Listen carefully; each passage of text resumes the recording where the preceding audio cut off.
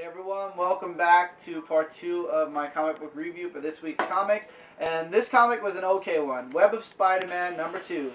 Has 3 stories in one. First story, of course, is the Gauntlet origins of Electro. They're retelling the origins of Electro. The second story involves Spider-Girl because she doesn't have her own title anymore. Gee, I wonder why. And then the third story is A Day in the Life of J. Jonah Jameson, the Mayor. Okay, first one, the Electro Origins. You know Origins are okay. If you like to read about Origins, it's an alright. Then you're going to want this issue. If you're not okay with Origins, then you're not going to get this issue.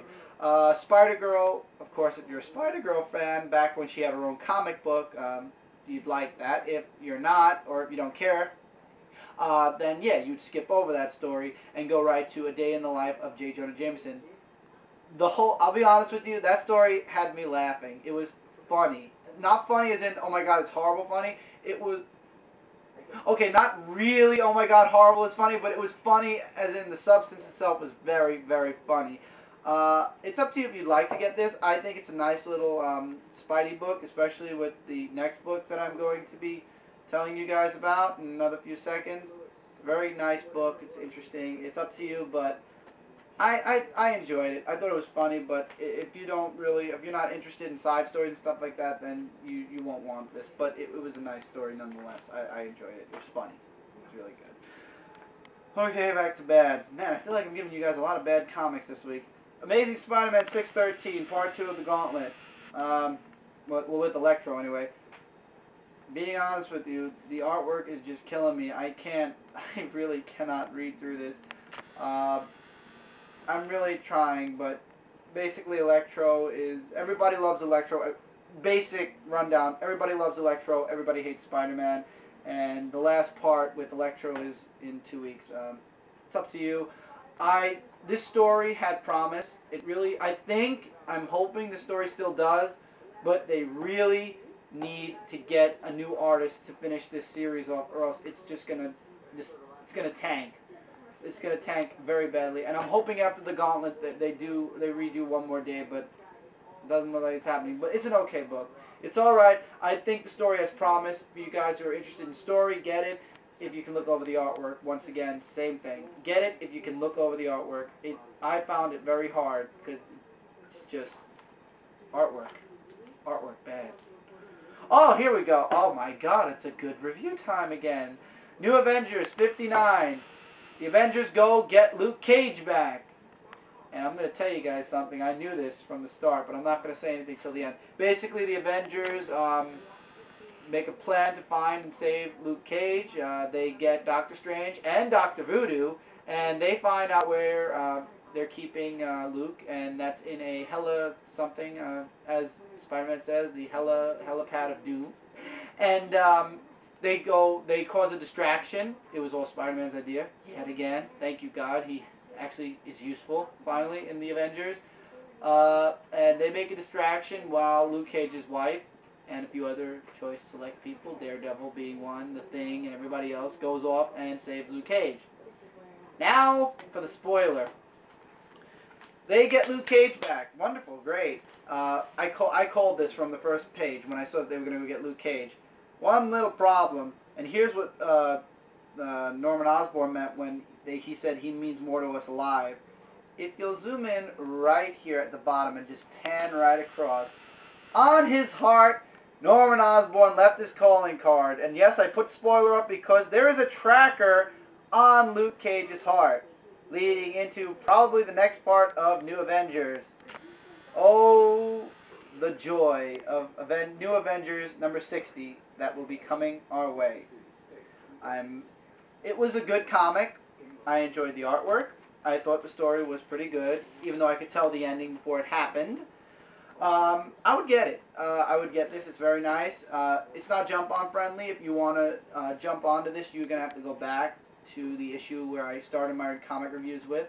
I enjoy the New Avengers. A lot of people don't like the New Avengers. I think it's okay. Of course, because of Spider-Man and Captain America and a few other people. But it's a good story.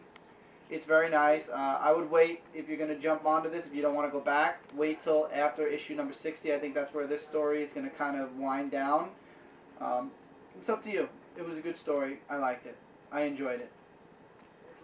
Now, what's next? I'm almost afraid. Ah! This was a good title. Uncanny X-Men, number 517. Continuing Nation X. Yes, Nation X? Yes, I said it right. Correct. Basically, where they left off in the last issue, Predator X was in a plane, and Kurt saw him, and he said, shoot the plane down. The entire episode, the entire comic episode, the entire comic book was basically the X-Men versus 4 Predator X's. That was the entire book. It was awesome, great artwork. Magneto's starting to show a little bit of old age, though, I've noticed in this book. They're starting to make Magneto look a little vulnerable. Very interesting. Next week, as a matter of fact, this week, not next week, this was last week. This week, another 5/18's coming out. I'm wondering why they're releasing one right after the other. Maybe they're doing 2 a month. I don't know, but it's going to probably be a new story. You're starting to see a little bit of tension going on Nation X. Also, the Phoenix makes a guest appearance in this book through the Kukos. I hope I'm saying their names right. They lose the Phoenix Force and it flies off. I guess they're going to have to go find it again and bring it back to them.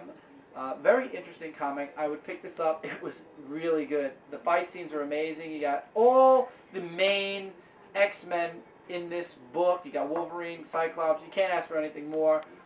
Other than astonishing, this is the only other X-Men title you should be getting other than astonishing also. I'm also looking into X-Force, but I'll make my judgment on that next week. A little spoiler for next week, but I won't put spoiler up.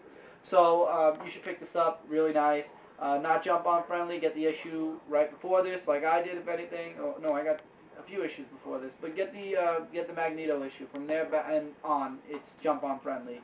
So really good book. You should be getting this if you're an X-Men fan or if you're a Marvel fan who loves X-Men. Well, an X-Men fan, get this book. Really good. Really, really good. Oh, here we go. Ultimate Comics Avengers number 4. You get to see Nerd Hulk. That's right, you get to see Nerd Hulk. You have the, basically you got War Machine, Wasp, and Nerd Hulk going after Captain America. And that's basically the entirety of this comic book. Cap trying to escape them. I'm not going to give any spoilers away, but basically they do, spoiler, tiny, capture Cap in the end.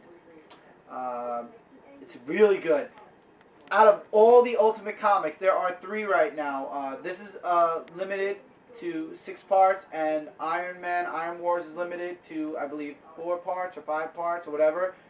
And Ultimate Spider-Man's ongoing. This is one you should be getting. It is really, really good.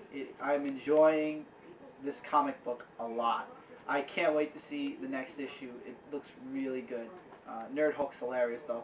I have to take off points because the Hulk is where the Nerd Hulk, the clone. I don't care if he's. I hate using that word, by the way.